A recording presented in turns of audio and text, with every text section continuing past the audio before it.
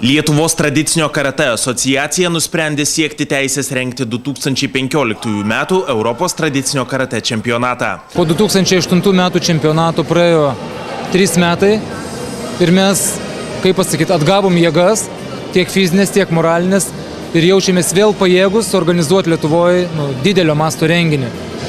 Aš manau, kad kiekvienas tarptautinis renginys, o ypatingai tokio masto, tai yra didžiulė dovana miestui, viena.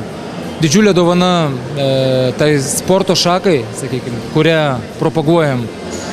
Nes žmonės, sportininkai gali matyti pačius geriausius Europos sportininkus ir juos lygiuotis. Parodyti Lietuvos žmonėm aukščiausio lygio tradicinį karatė, sustovauti patiem, sudalyvautose varžybose ir iškovoti prizinės vietas.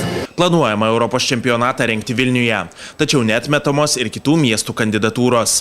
Žmonės, kurie organizuos, gyvena Vilniuje, tad galbūt paprasčiausia važiuoti čia, spręsti vairiausius klausimus, nei tau negyvenant spręsti kažkur kitus klausimus.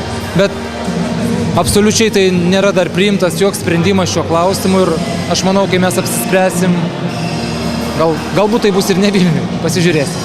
Idėja rengti Lietuvoje Europos čempionatą jau pristatyta Lietuvos sporto vadovams. Pristatytas klausimas Lietuvos tautiniam olimpiniam komitetui, pristatytas klausimas Kūno kultūros ir sporto departamento vadovui Klemensui Rimšeliui.